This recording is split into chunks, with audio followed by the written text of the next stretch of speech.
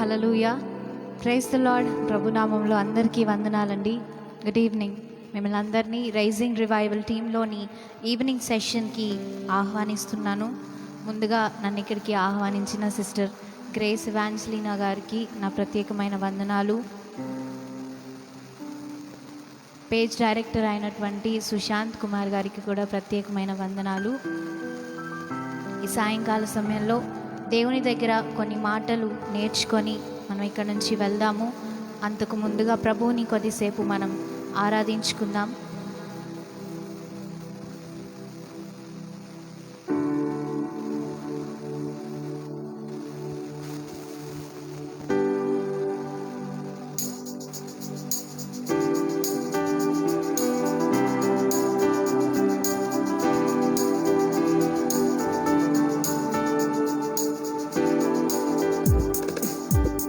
ఆయన మనల్ని ఎన్నో మేలులతో నింపాడు కదా. ఊహించలేనటువంటి మేలులు మన జీవితంలో ఆయన చేశారు కదా. అందును బట్టి ప్రభు నామాన్ని మనం స్తుతిద్దామా? హృదయపూర్వకంగా దేవునికి కృతజ్ఞతాస్తుతులు చెల్లిద్దామా?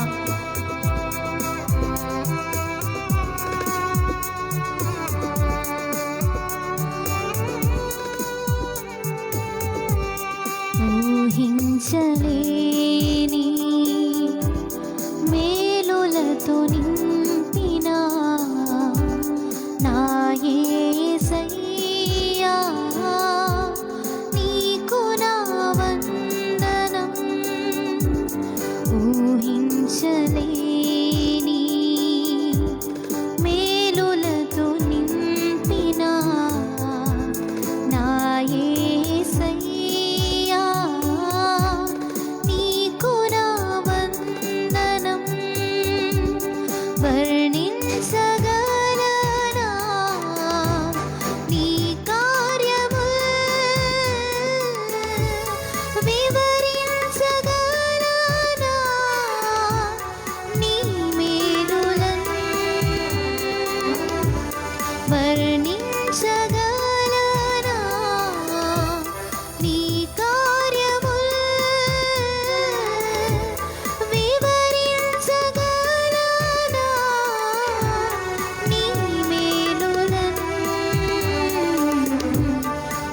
ఊహించలేని మేలులతో నింపిన నా యేసయ్యా, నీకు నా వందనం. ఊహించలేని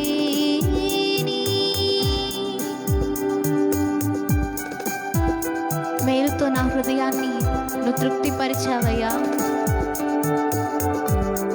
కృపలతో నన్ను దీవించావయ్యా. ఇశ్రాయేలు దేవుడా, నా రక్షక, నేను నీ నామమును నిరంతరము స్తుతిస్తానయ్యా అంటూ ప్రభు నామాన్ని స్తుతిద్దామా? ధ్యానపూర్వకంగా ఈ కీర్తన పాడదామా? ఆయన మనకు చేసిన మేళ్లను తలంచుకుంటూ హృదయపూర్వకంగా ఆరాధిద్దామా?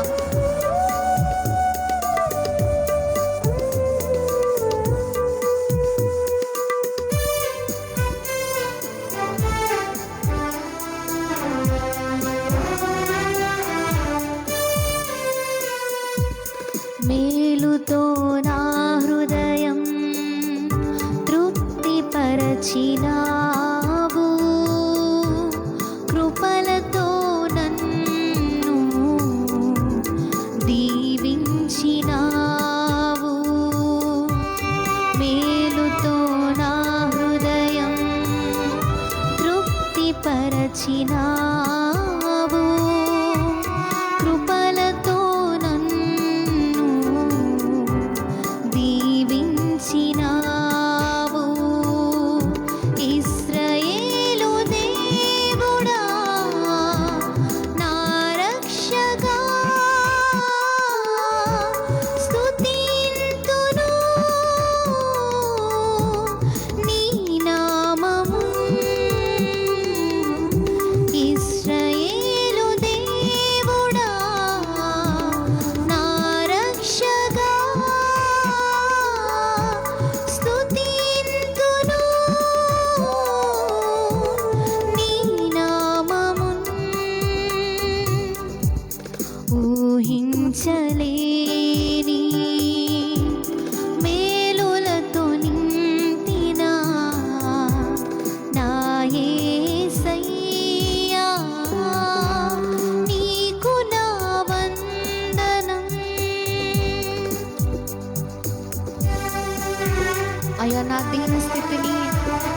విలువనిచ్చావేసయ్యా. నా జీవితానికి విలువనిచ్చావు ప్రభా. నీ కృపతో నన్ను ఆవరించావు. నీ సన్నిధి నాకు తోడుగా ఇచ్చావేసయ్యా, నీకు వందనాలు.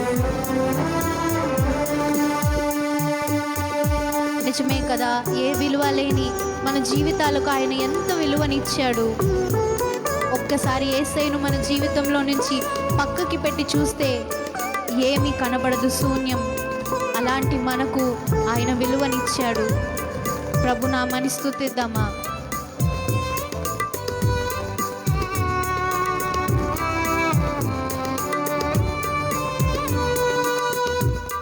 నా దీన స్థితిని నీవు మార్చినావు. నా జీవితానికి విలువనిచ్చినావు. నా దీన స్థితిని నీవు మార్చినావు. నా జీవితానికి విలువనిచ్చినావు. నీ కృపతో నన్ను ఆవరించినావు. నీ సన్నిధి నాకు తోడునిచ్చినావు. నీ కృపతో నన్ను ఆవరించినావు. నీ సన్నిధి నాకు తోడునిచ్చినావు. ఊహించలేని మేలులతో నింపిన నా యేసయ్యా, నీకు నా వందనం. వర్ణించగలనా నీ కార్యముల్, వివరించగలనా నీ మేలులన్. వర్ణించగలనా నీ కార్యముల్, వివరించగలనా నీ మేలులన్. ఊహించలేని మేలులతో నింపిన నా యేసయ్యా, నీకు నా వందనం. హల్లెలూయా, హల్లెలూయా. నా దీన స్థితిని మార్చిన యేసయ్యా, నా జీవితానికి విలువనిచ్చిన యేసయ్యా, నీకు వందనాలు అంటూ ఈ యొక్క చరణాన్ని హృదయపూర్వకంగా మీ యొక్క ఆత్మతో సత్యముతో, అంటే మీరు ఏ రీతిగా ఉన్నారో ఇప్పుడు అదే రీతిగా ప్రభువుకి మిమ్మల్ని మీరు కనపరుచుకుంటారా? ఆ కృతజ్ఞత భావంతో ప్రభువుని స్తుతిస్తారా? నా దీన స్థితిని నీవు మార్చినావు. నా జీవితానికి విలువనిచ్చినావు. నా దీన స్థితిని నీవు మార్చినావు. నా జీవితానికి విలువనిచ్చినావు. నీ కృపతో నన్ను ఆవరించినావు.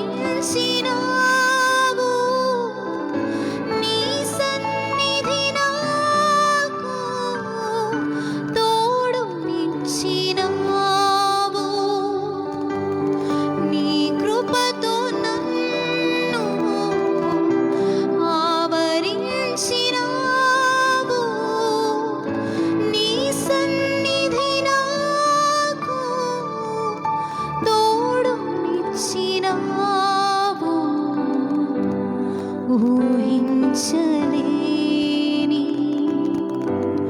మేలులతో నింపిన నా యేసయ్యా, నీకు నా వందనం. ఊహించలేని మేలులతో నింపిన నా యేసయ్యా, నీకు నా వందనం. వర్ణించగలనా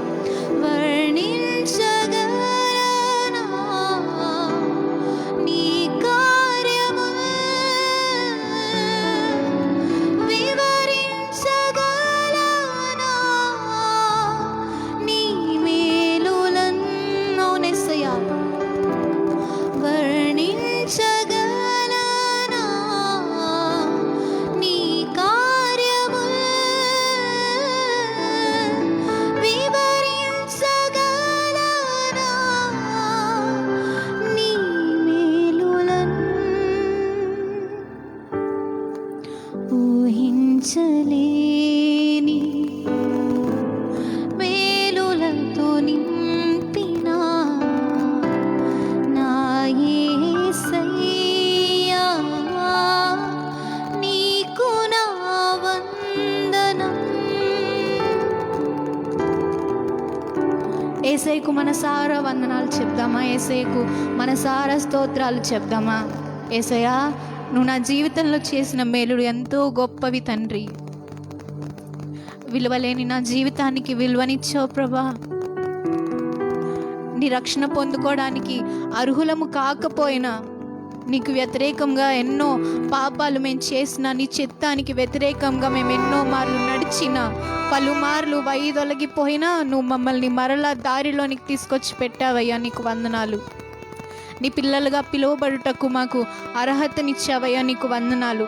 లోకంలో ఎన్నో భోగ భాగ్యాల కంటే అత్యంతమైన ధన్యతను మాకు ఇచ్చావు తండ్రి. నీకు వందనాలు చెల్లించుకుంటున్నాను దేవా. ఈరోజు ప్రభా, నువ్వు మా మధ్యలో ఉండి మాతో మాట్లాడుతున్నందుకు వందనాలు. ఇక ముందు కూడా మాతో మాట్లాడండి తండ్రి. లైవ్లో ఎంతమంది అయితే జాయిన్ అవుతున్నారో వాళ్ళందరూ ప్రభ, ఎంతమంది అయితే ప్రభ హృదయపూర్వకంగా నిన్ను ఆరాధిస్తున్నారో, స్తుతిస్తున్నారో, వారి హృదయాలను చూస్తున్న దేవుడవు, వారి అంతరంగాలను పరిశీలిస్తున్న దేవుడవు.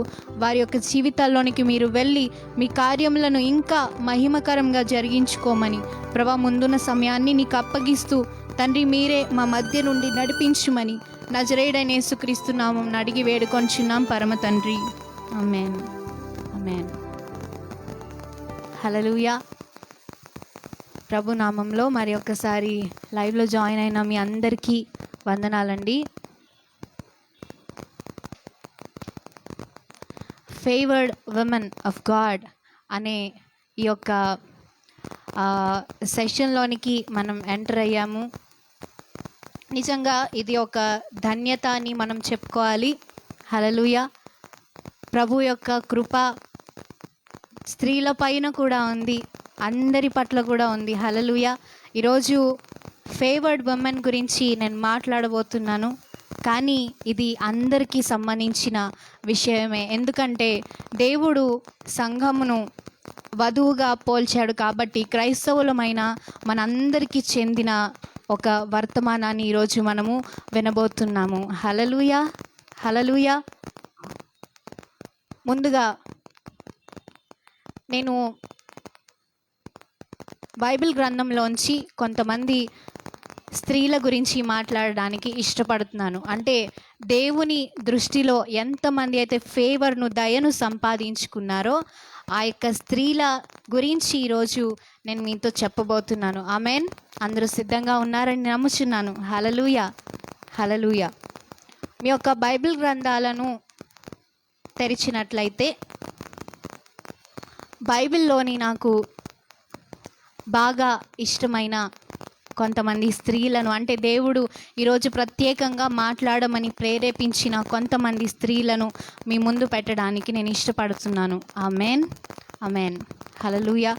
అయితే మొదటిగా ఆది కాండంలో నుంచి 38వ అధ్యాయాన్ని మనం జ్ఞాపకం చేసుకుంటే ఆ యొక్క అధ్యాయాన్ని మీరు తర్వాత అంత ధ్యానించండి. ఇందులో ఏమి జరిగింది, తామరు అనే స్త్రీ మనకు కనిపిస్తుంది. ఆ తామరు యొక్క స్త్రీ యొక్క జీవితంలో ఏం జరిగింది, అసలు ఆమె యొక్క జీవితాన్ని ఎందుకు హైలైట్ చేస్తున్నాం ఈరోజు, ఎందుకు ఆమె గురించి మాట్లాడుకుంటున్నామంటే ఆమె కూడా దేవుని యొక్క దయను పొందుకున్న వ్యక్తి. హల్లెలూయా, హల్లెలూయా. ఆమె ఏ విధంగా దయను పొందుకుంది, ఆమెలో ఇప్పుడు నేను చెప్పబోయే ప్రతి స్త్రీలోని కొన్ని క్వాలిటీస్ని, ఇంపార్టెంట్ క్వాలిటీస్ని మనం తీసుకొని ఈరోజు మాట్లాడుకుందాం. ఆమేన్. అసలు దేవుని యొక్క ఫేవర్ను మనం సంపాదించుకోవాలంటే మనలో ఎలాంటి క్వాలిటీస్ ఉండాలి, మనం దేవునికి ఇష్టంగా దేవుని దృష్టిలో దయ పొందుకోవాలంటే మనం ఏ విధంగా నడుచుకోవాలి అనేది ఈరోజు మనం ధ్యానించుకుందాం. మన క్రైస్తవులైన మన అందరికీ ఉండవలసిన క్వాలిటీ ఇది. హల్లెలూయా, హల్లెలూయా. అయితే ఈ తామారును గురించి చదివినప్పుడు ఈమె విషయంలో నాకు బాగా నచ్చిన ఒకటి ఏంటంటే ఈమెలో దీర్ఘశాంతాన్ని నేను చూశాను. హల్లెలూయా. లాంగ్ సఫరింగ్, ఇంగ్లీష్లో దీన్ని లాంగ్ సఫరింగ్ అంటారు. దీర్ఘశాంతమును నేను గమనించాను. అయితే ఈ దీర్ఘశాంతం గురించి చెప్పాలంటే చాలా ఉన్నాయి. ఎప్పుడైనా అండి దీర్ఘశాంతము వహిస్తే తొందరగా కోపపడే వాళ్ళు ఏమవుతారు, చాలా అనర్థాలకు అది దారి తీస్తుంది. అంటే ఏదో చిన్న చిన్నగా కోప్పడే విషయాల్లో అయితే పర్వాలేదు, కానీ చిన్న చిన్న విషయాల్లో అయితే పర్లేదు, కానీ పెద్ద విషయాల్లోకి వచ్చేసరికి మనం చాలా దీర్ఘశాంతాన్ని వహించాలి, చాలా వెయిట్ చేయాలి, చాలా మనము శాంతము వహించి పేషెన్స్తో ముందుకు వెళ్ళాలి. అయితే ఈ స్త్రీ దీర్ఘశాంతాన్ని వహించిన మూలమున ఆమె యొక్క జీవితము చాలా ఏమంటారు, దేవుని యొక్క యేసుక్రీస్తు యొక్క వంశావళిలోని తండ్రి మదర్స్ ఆఫ్ క్రైస్ట్ ఎవరైతే ఉన్నారో అందులోనికి తామరును కూడా దేవుడు తీసుకొచ్చాడు. హల్లెలూయా. ఆమె గర్భము నుంచి యేసు ప్రభు వచ్చారు. హల్లెలూయా. ఆమెను ఎంత పవిత్రంగా దేవుడు తీర్చిదిద్దాడు, ఎంత ధన్యురాలుగా ఆమెను చేశాడు అంటే దాని వెనకాల ఆమెకు ఉన్న దీర్ఘశాంతం ఒక కారణమని మనం చెప్పుకోవచ్చు. ఆమేన్, ఆమేన్. అయితే సామెతలు 19వ అధ్యాయం, సామెతల గ్రంథం 19వ అధ్యాయం, మీ దగ్గర బైబిల్ ఉన్నట్లయితే దయచేసి ఈ మాటలన్నింటినీ మీరు అండర్లైన్ చేసుకోనండి. తర్వాత మీకు ఎప్పుడైనా దీర్ఘశాంతం కావాల్సినప్పుడు అవసరమైతే వెంటనే ఈ మాటల్ని జ్ఞాపకం చేసుకొని మీరు చదువుకోండి. సామెతల గ్రంథము 19వ అధ్యాయము 11వ వచనాన్ని మీకు నేను చదివి వినిపిస్తాను. ఒకని సుబుద్ధి వానికి దీర్ఘశాంతము నిచ్చును. హల్లెలూయా. ఏం చేస్తుందంటండి, ఒకని సుబుద్ధి వానికి దీర్ఘశాంతము నిచ్చును.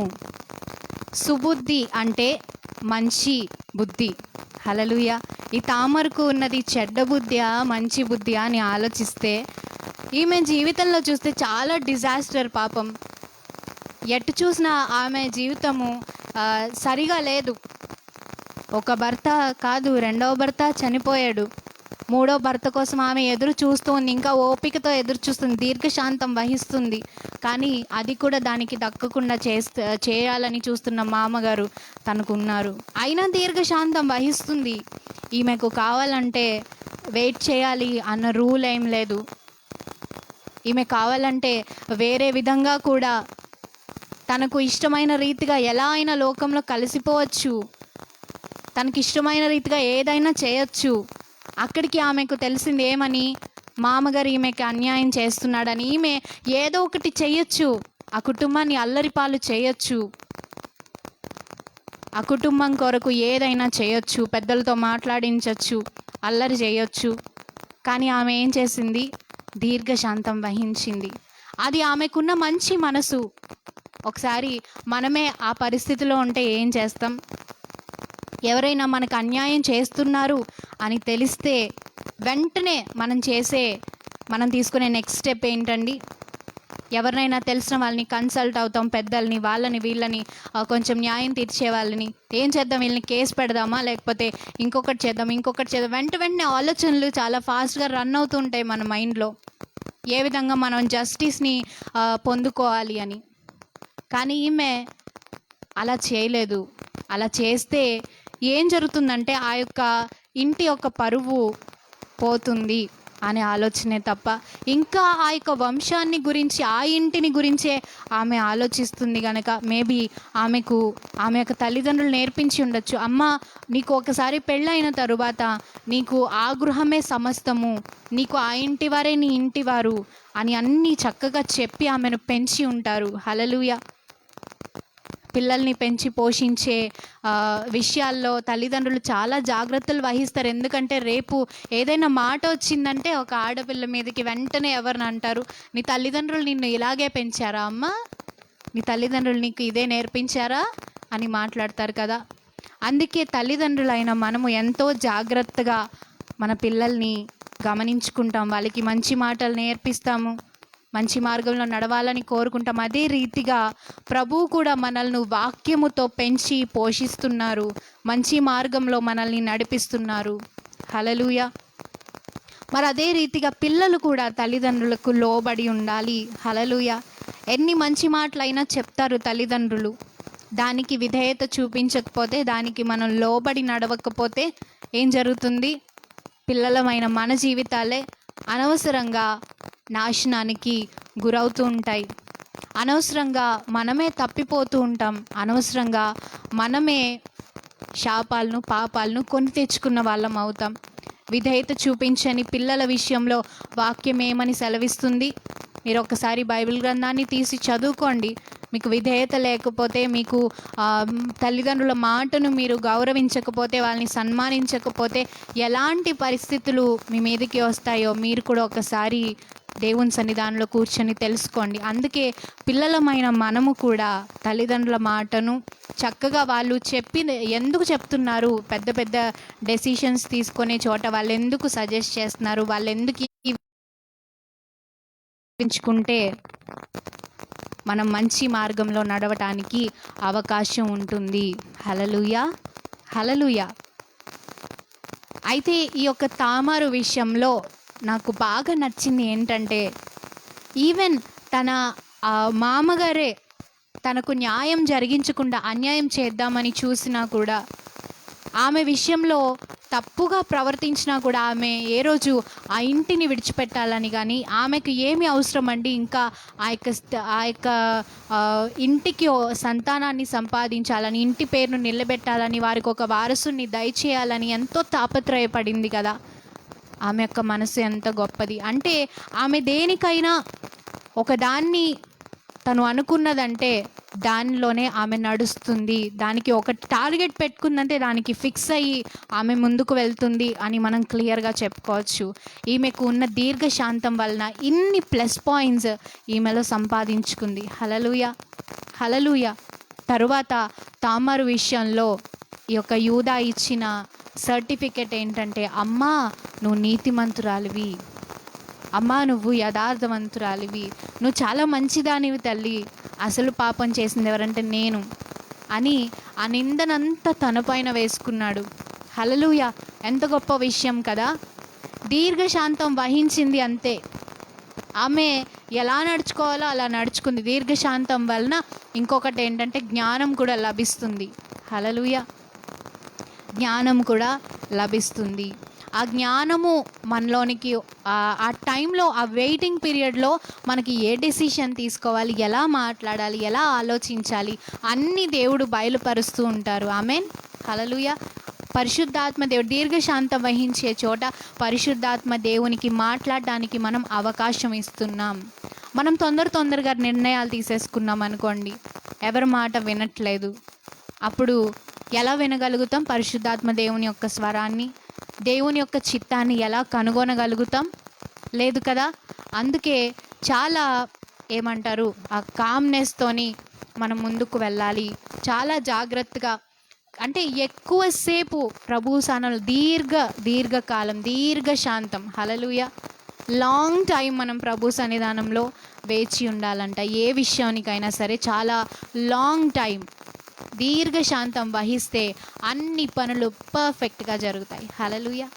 అందుకే మనకి పెద్దవాళ్ళు కూడా చెప్తూ ఉంటారు, ఏది కూడా తొందరలో డెసిషన్ తీసుకోకు, నువ్వు ఆలోచించు, పర్వాలేదు, ఒక రోజు లేట్ అయినా పర్లేదు, ఒక వారం లేట్ అయినా పర్లేదు. ఇంకా పెళ్లి విషయానికి వస్తే పర్లేదు బాబు, 1 సంవత్సరం లేట్ అయినా పర్లేదు, చూసి మంచిగా చేసుకోండి, ఆలోచించి చేసుకోండి అమ్మ, ఆలోచించి చేసుకోండి.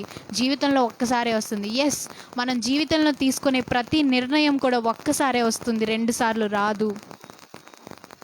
ఏదైనా మనం బిగ్ డెసిషన్ చేస్తున్నామంటే, ఒక పెద్ద నిర్ణయాన్ని తీసుకుంటున్నామంటే ఒక్కసారే వస్తుంది జీవితంలో, అది గుర్తుపెట్టుకోండి.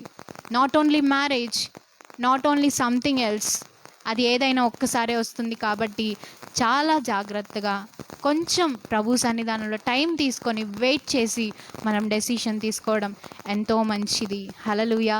నాకు తామరలోని చాలా మంచిగా నచ్చిన క్వాలిటీ ఏంటంటే, ఆమె దీర్ఘశాంతం వహించింది.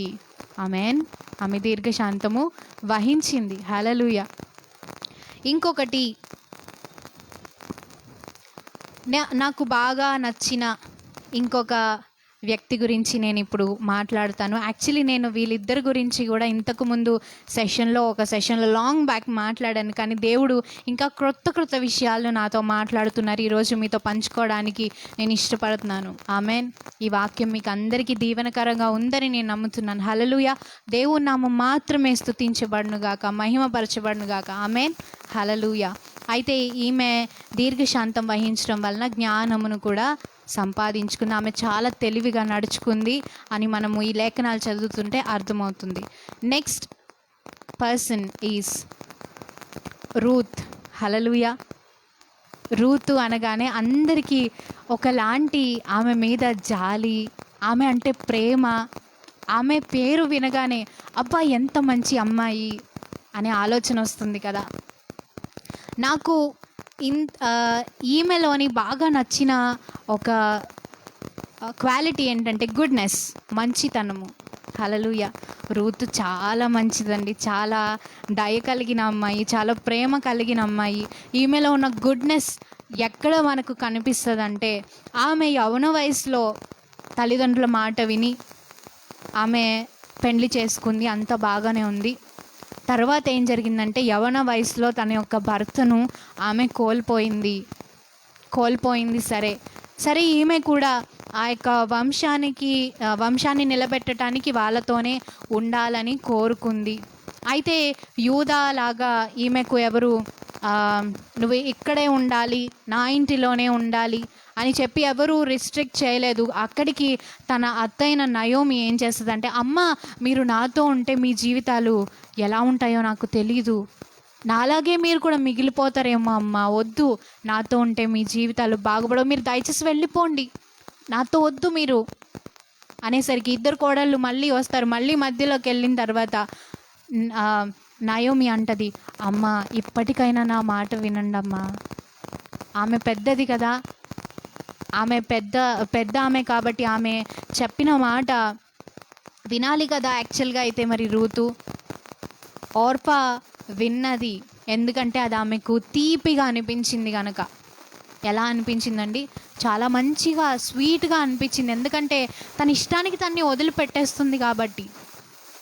ఎస్, ఎవరైనా మనల్ని మన ఇష్టానికి వదిలిపెట్టేసే మాటలు చెప్తే ఎంత స్వీట్గా అనిపిస్తాయి కదా, ఎంత మంచిగా అనిపిస్తుంది. అమ్మో ఈ వ్యక్తి ఎంత మంచి వ్యక్తో, నాకు ఇష్టమైనట్టుగా నన్ను వెళ్ళమంటున్నారు, నాకు ఎలా నచ్చితే అలా నడవమంటున్నారు, ఇదేదో బాగుంది, మంచిగా ఉంది.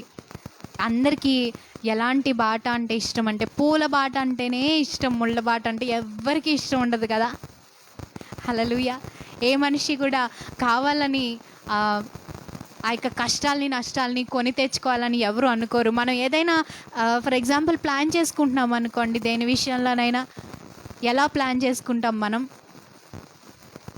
ఈ మార్గం అయితే చాలా బాగుంటుంది, సాఫీగా వెళ్ళిపోతుంది, చాలా త్వరగా డెవలప్ అయిపోతాం, మనం ఈ వేలో వెళ్తే చాలా బాగుంటుంది అని ఆలోచించుకుంటాం కదా. ఎప్పుడు కూడా మంచి వేనే మనం ఎన్నుకోవడానికి ట్రై చేస్తాం. కానీ ఇక్కడ రూతుకు మరి ఏమైంది? ఆమెకు జ్ఞానం లేదంటారా? నయోమి పెద్ద ఆమె చెప్తున్నా కూడా ఎందుకు వినట్లేదు? రూతుకు జ్ఞానం లేక చేసింది అనుకుంటున్నారా? లేదు. రూతుకు దేవుడు పరిచయం అయ్యాడు. హల్లెలూయా. ఏ రోజైతే తన అత్తగారి ఇంట్లో ఆమె అడుగు పెట్టిందో ఆనాటి నుంచి ఆ ఇంటినే కాదు, వారి యొక్క దేవుణ్ణి కూడా తన దేవుడుగానే అనుకోవటం ప్రారంభించింది. హల్లెలూయా. ఆమె ఒక మాట అంటది కదా, చాలా మంచిగా అనిపిస్తుంది ఆ మాట. నీ దేవుడే నా దేవుడు, నీ ప్రజలే నా ప్రజలు. నువ్వు ఎక్కడుంటే నేను అక్కడ ఉంటా, నువ్వు ఎక్కడ చనిపోతే నేను అక్కడే చనిపోతా. Wow, what big decision. ఈ మాటలు చెప్పాలంటే చాలా గట్స్ కావాలి, చాలా ధైర్యం కావాలి. హల్లెలూయా.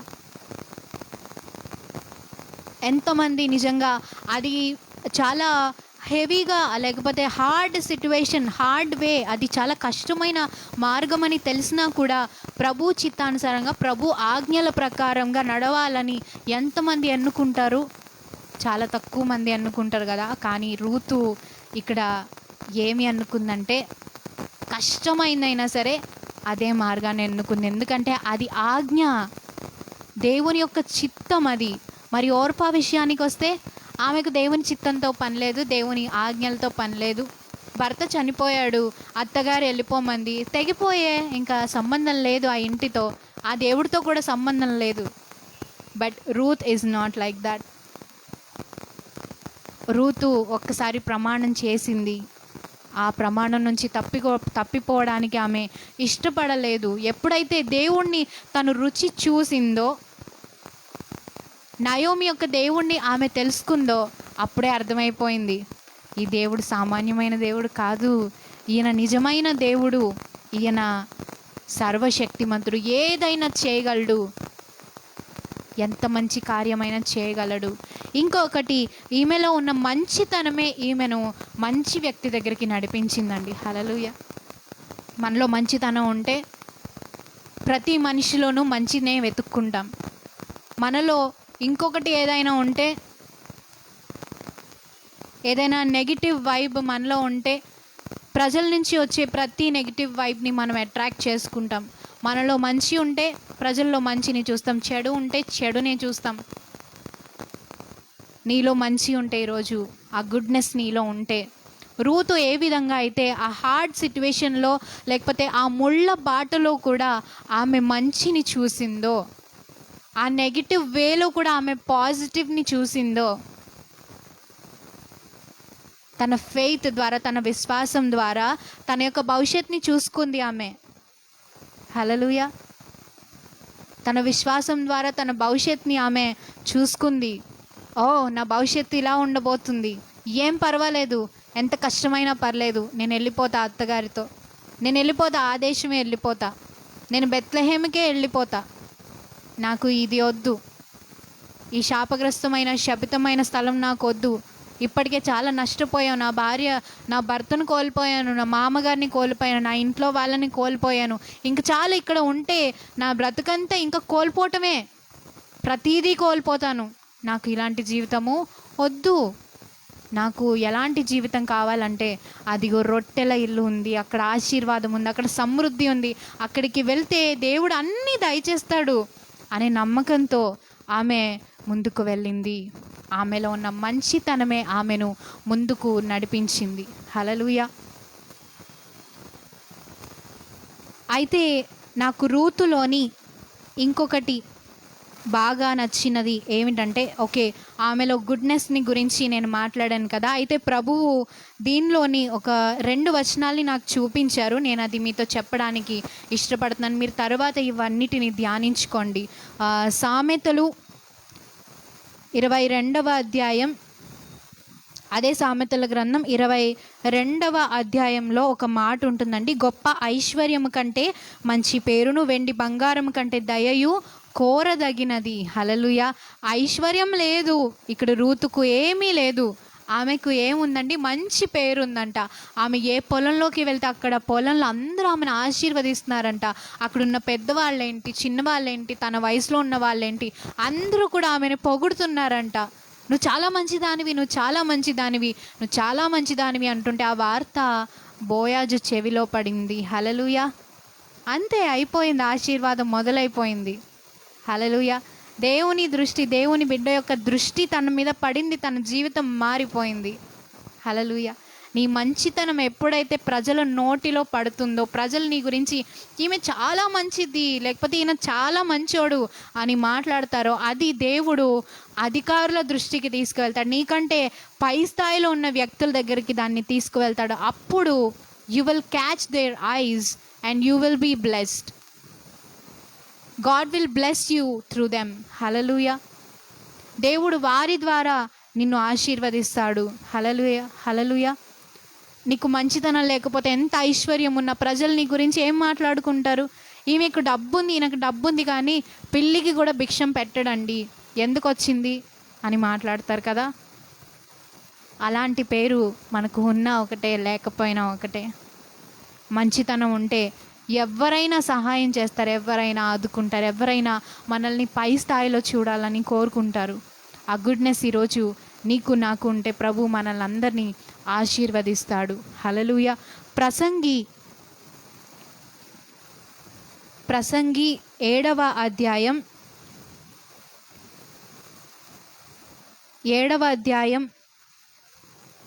1వ వచనంలో కూడా ఒక చక్కని మాట ఉందండి. ఏమనంటే, సుగంధ తైలము కంటే మంచి పేరు మేలు. హల్లెలూయా. ఈ రూతు కూడా ఆ యొక్క పొలంలోనికి వెళ్ళినప్పుడు కానీ, బోయాజు దగ్గరకు వెళ్ళినప్పుడు కానీ, తన యొక్క ఇంటి వారి దగ్గర ఆమె నడిచినప్పుడు ఎప్పుడు కూడా ఆమె ఏ సుగంధ ద్రవ్యాల ద్వారా ఆకర్షించినట్టు ఎక్కడ బైబిల్లో రాయబడలేదు.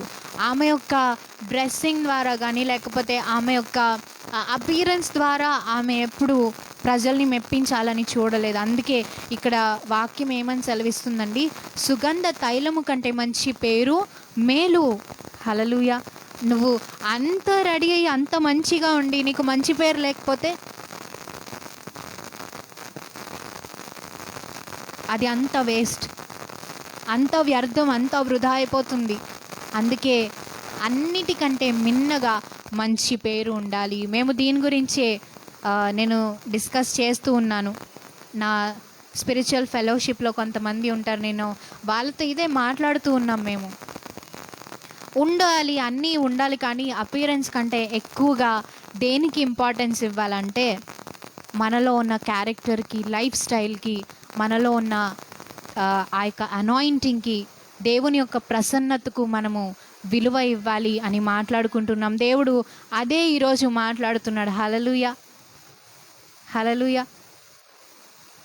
అయితే రూతులోను బాగా నచ్చిన ఇంకొక క్వాలిటీ ఏంటంటే ఆమెలోని ఆశా నిగ్రహం. హల్లెలూయా.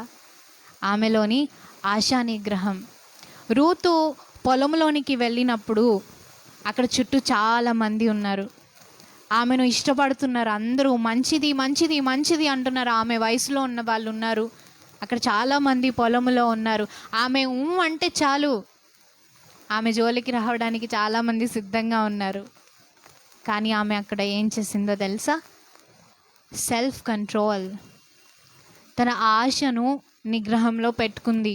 హల్లెలూయా. ఆశను ఆమె అదుపు చేసుకుంది కనుక ఏ కూలివాడుకో, ఏ పనివాడుకో ఆమె భార్యగా అవ్వలేదు, ఒక యజమానికి భార్యగా మారింది. హల్లెలూయా. ఆశను అదుపులో పెట్టుకున్న వాళ్ళు, సెల్ఫ్ కంట్రోల్ ఉన్న వాళ్ళు ఎప్పుడు పై స్థాయిలోనే ఉంటారు. ఎందుకో చెప్పమంటారా? దేవునికి బాగా తెలుసు వాళ్ళని ఆ స్థాయిలో పెడితే వాళ్ళ పేరును కాపాడుకుంటారని. దేవుడు నీకు ఒక మంచి స్థాయి ఇవ్వాలని నువ్వు ఆశపడుతున్నావా?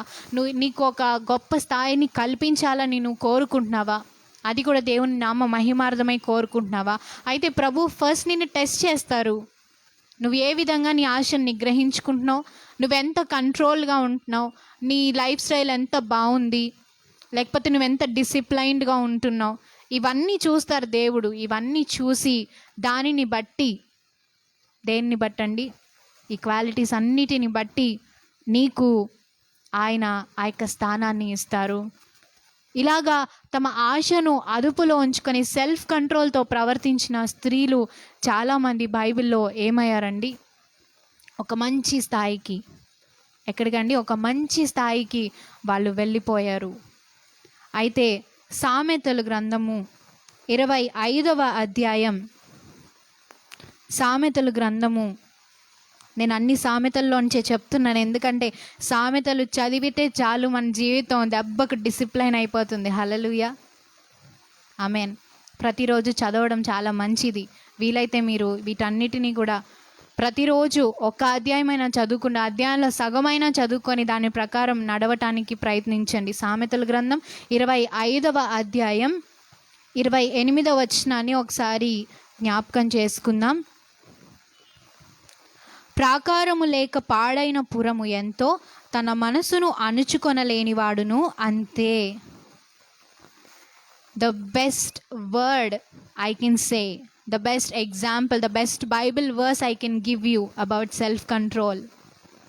ఇంతకు మించిన బెస్ట్ బైబిల్ వర్స్ నేను మీకు ఇవ్వలేను. ఇక్కడ ఏమనుందండి, ప్రాకారము లేక పాడైన పురము ఎంతో, తన మనసును అణుచుకొనలేనివాడును అంతే. అంటే ఇప్పుడు మనకు ఒక ప్రాకారం ఉండాలన్నమాట దేనికైనా. హల్లెలూయా. ఒక పురం, ఒక కింగ్డమ్నే తీసుకుందాం, దానికి ప్రాకారం లేదు, ఆ రాజ్యానికి ప్రాకారం లేదు. ఇప్పుడు మన ఇండియాకి ఒక బార్డర్ లేదనుకోండి, ఒక లిమిట్ లేదనుకోండి, అక్కడ సరైన రక్షణ సెక్యూరిటీ లేదనుకోండి, ఏం జరుగుతుంది? అన్ని దేశాల వాళ్ళు వస్తారు ఆక్రమించుకోవడానికి. అక్కడ సెక్యూరిటీ లేకపోతే ప్రతి ఒక్కళ్ళు వస్తారు. అప్పుడేమవుతుంది? ఆ పురం కూలిపోతుంది, ఆ రాజ్యము పాడైపోతుంది, వేరే వాళ్ళ చేతుల్లోనికి వెళ్ళిపోతుంది. అలాగే నీ జీవితానికి ఒక ప్రాకారం లేకపోతే, నీ జీవితానికి ఒక డిసిప్లైన్డ్ లైఫ్, ఆ యొక్క సెల్ఫ్ కంట్రోల్ లేకపోతే, నీ జీవితానికి సరైన ఆ యొక్క లిమిటేషన్ లేకపోతే ఏమవుతుంది? నీ జీవితం కూడా అలానే పాడైపోతుంది. అనుకుంటాం ఏ ఏజ్లో చేయాల్సింది ఆ ఏజ్లో చేయాలి అని యూత్ అందరూ అంటారు బయట. కానీ దేవుడు ఏమంటాడంటే, యవన కాలంలో జాగ్రత్తగా ఉంటే దేవుడు ఏం చేస్తాడంట? బెస్ట్ ఎగ్జాంపుల్ అండి యోసేపుకు ఏం తక్కువ? అన్నీ కళ్ళ ముందుకు వచ్చేసాయి. ధనం, ఆ యొక్క ఇంటి తాళపు చెవులు అతని చేతిలోకి వచ్చాయి. పొతీఫరు ఇంటి యొక్క సమస్త బాధ్యత యోసేపు చేతిలోనికి వచ్చింది కదా. పొతీఫరు భార్య కూడా యోసేపు దగ్గరికి వచ్చింది యజమానుడు లేని సమయంలో. ఏం తక్కువ? అన్నీ ఉన్నాయి.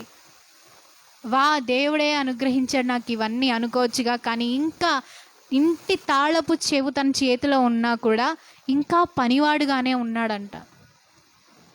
నిజంగా మనమైతే ఎలా ఉంటాం? అందుకే మనకి ఏదైనా సిట్యువేషన్ ఎదురైనప్పుడు మిమ్మల్ని బాగా ప్రభావితం చేసిన బైబిల్లోని ఒక క్యారెక్టర్ని తీసుకోండి, ఒక వ్యక్తిని తీసుకోండి. బైబిల్లోంచి మీకు బాగా ఇష్టమైన వాళ్ళు ఎవరైతే ఉన్నారో వాళ్ళ స్థానంలో మిమ్మల్ని ఊహించుకోండి. ఈ పరిస్థితిలో, ఇప్పుడు నేనున్న పరిస్థితిలో ఆ వ్యక్తి ఉంటే, ఫర్ ఎగ్జాంపుల్ యోసేపే ఉంటే ఈ సమయంలో ఏం చేస్తాడు? పాపం నుంచి పారిపోతాడు. ఈ సమయంలో యోసేపే ఉంటే ఏం చేస్తాడు? దొంగతనం చేయడు. తాళం చేతులు తన చేతిలో ఉన్నా సరే అక్కడి నుంచి అతను పారిపోతాడు. ఆ తాళాలను ఎవరి చేతికి అప్పగించాలో అక్కడ అప్పగించేస్తాడు. ఈ సమయంలో ఫలానా వ్యక్తి ఉంటే, దానియేలు ఉంటే ఏం చేస్తాడు? మోకరించి ప్రార్థన చేస్తాడు. ఎంత భయంకరమైన పరిస్థితి అయినా సరే, సింహాల బోనైనా సరే ప్రభువును వదిలిపెట్టాడు. షద్రకు మేషక అబేద్నెగో అయితే నా స్థానంలో వాళ్ళుంటే ఏం చేస్తారు? అగ్నిగంధకమైన దేవుని ఆజ్ఞనే వాళ్ళు అంగీకరిస్తారు తప్ప రాజాజ్ఞకు తలవంచరు. ఇలా బైబిల్లో ఎన్నో ఎగ్జాంపుల్స్ ఉన్నాయి. ఎంతోమంది మనకు మాదిరిగా కనిపిస్తున్నారు. ఎప్పుడైనా మీకు అలాంటి సిచ్యువేషన్ ఎదురైనప్పుడు, ఏం చేయాలో తెలియనప్పుడు, డైలమాలో ఉన్నప్పుడు, ఒకసారి ఆ పర్సన్ని మీ లైఫ్లో పెట్టుకొని ఏం చేయాలి ఇప్పుడు, అతనైతే ఎలా ఆలోచిస్తాడు, ఆమె అయితే ఏం చేస్తుంది, you will get the answer. వారి మీ జీవితాల్లో పెట్టుకొని ఆలోచించుకొని ప్రభువుని అడగండి, ప్రభువా ఈ సమయంలో ఆ వ్యక్తి ఉంటే, నీకు ఇష్టమైన ఆ వ్యక్తి ఉంటే ఏం చేసి ఉండేవాడు, ఆమె ఏం చేసి ఉండేది, నేను కూడా అదే చేస్తాను ప్రభువా. నీకు ఇష్టమైన వ్యక్తులు ఏమైతే చేశారో నేను కూడా అదే చేస్తాను ప్రభువా అని చేసి చూడండి. దేవుడు మిమ్మల్ని మంచి మార్గాల్లో, రైట్ డెసిషన్స్లోనికి నడిపిస్తాడు. హల్లెలూయా. ఆశా నిగ్రహం ఉంటే దేవుడు ఏం చేస్తాడని బైబిల్ వాక్యం సెలవిస్తుందండి. ఆయన హెచ్చిస్తాడు. నీకు అది ఒక సెక్యూరిటీ లాంటిది. సెల్ఫ్ కంట్రోల్ ఉన్న చోట అది ఒక మంచి సెక్యూరిటీ లాగా నీకు పనిచేస్తుంది. హల్లెలూయా. ఈమె ఆశను నిగ్రహించుకుంది గనుకనే ఏం జరిగిందండి, అక్కడ గొప్ప కార్యం జరిగింది. ఆమె ఒక యజమానికి భార్యగా మారింది. ఒక పనివాడికో లేకపోతే ఇంకొక వ్యక్తికో కాదు, కానీ మహాధనవంతుడైన ఒక వ్యక్తికి, సమాజంలో మంచి పేరు ఉన్న వ్యక్తికి ఆమె భార్యగా చేయబడింది. హల్లెలూయా. ఎంత గొప్ప ఘనత కదా. అందరూ అప్పటి వరకు అనుకుంటున్నారు, పాపం నయోమికి ఎంత దుఃఖం కలిగింది, భర్త చనిపోయాడు, కొడుకులు చనిపోయారు, పాపం రూతు చిన్నపిల్ల, ఆమె పరిస్థితి ఏంటి అని అందరూ జాలిపడ్డారు ఆమె విషయంలో. ఎక్కడైతే ఆమె బాధపడిందో, ఎక్కడైతే ప్రజలు ఆమెను చూసి జాలిపడ్డారో, అక్కడే ప్రజలు ఆమెను చూసి సంతోషించేలాగా ప్రభు చేశాడు. అక్కడే ఆమె జీవితంలోనికి ఆనందాన్ని ప్రభు తీసుకొచ్చారు, ఆశీర్వాదాన్ని ప్రభు తీసుకొచ్చారు. ఈరోజు ఇంకా నాకు చెప్పడానికి చాలామంది స్త్రీలు నా లిస్ట్లో ఉన్నారు, కానీ నేను ఇంతకు మించి ఎక్కువ చెప్పలేను, బికాస్ టైం అయిపోతుంది. కాబట్టి నేను ఇక్కడితో ఈ మాటల్ని ముగించాలనుకుంటున్నాను. అయితే నేను ఈ ఫేవర్డ్ ఉమెన్, ప్రభు దృష్టిలో దయ పొందుకున్న స్త్రీలను, ఇంకా ఎంతమంది అయితే ఆశీర్వదించబడిన స్త్రీలను నేను మెయిన్లీ వాళ్ళలో గమనించింది ఏంటంటే, గలతీలకు రాసిన పత్రిక 5వ అధ్యాయంలో ఉన్నది మీకు అందరికీ తెలుసు అనుకుంటున్నాను. ఆత్మఫలమేమనగా ఆత్మఫలాలు.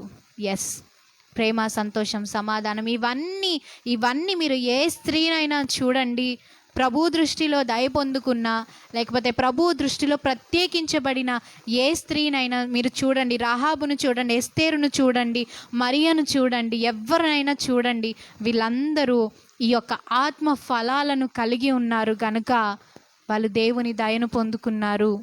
హల్లెలూయా. ఇది కేవలం స్త్రీలకు మాత్రమే కాదు, మనమందరం ప్రభువుకి వధువులం. మనము కూడా ఆత్మఫలము కలిగి ఉంటే తప్ప పరలోక రాజ్యానికి చేరలేము. మనము యేసు ప్రభువుకి వధువులుగా మనం అవ్వలేము. మన వరుడైన యేసయ్యను మనము సంపాదించుకోలేము. ఆత్మఫలము ప్రతి ఒక్కరిలో ఉండాలి. మనలో ఫలము లేకపోతే, ఆ ఫలించేడి కొమ్మతో మనం అంటు కట్టబడి ఉండకపోతే, నీలోంచి ఫలం రావట్లేదా, అయితే నువ్వు ఫలాలు లేని చెట్టు ఏమవుతుందండి, నరకబడి అగ్నిలో వేయబడుతుంది. ప్రభు ఈరోజు సూటిగా మాట్లాడుతున్నారు. ఈ ఆత్మ ఫలాలు లేకపోతే నువ్వు ఎవరివైనా సరే, నువ్వు పరలోక రాజ్యానికి వారసుడివి, వారసురాలివి కాలేవు. This is so simple.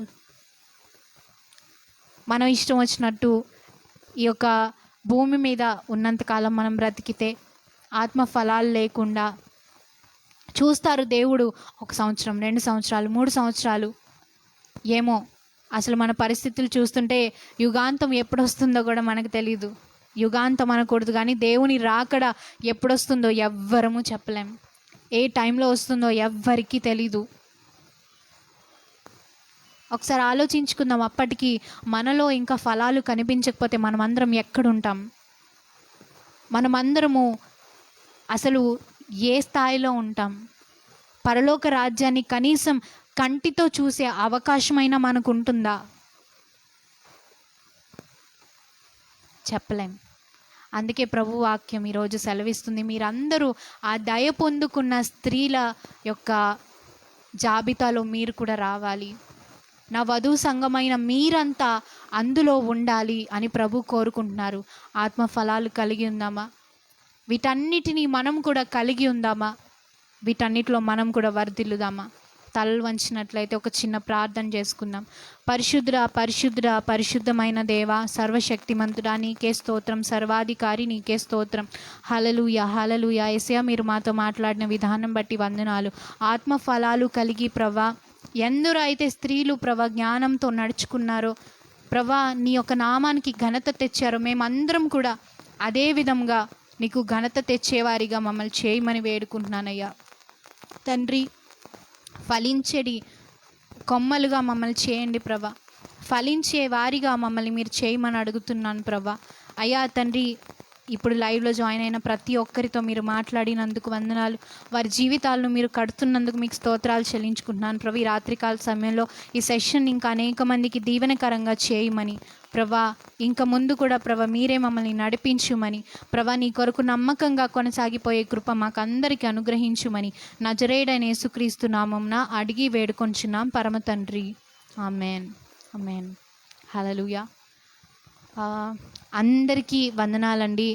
Brother Jayapal, మీకు ప్రత్యేకమైన వందనాలు. Thank you for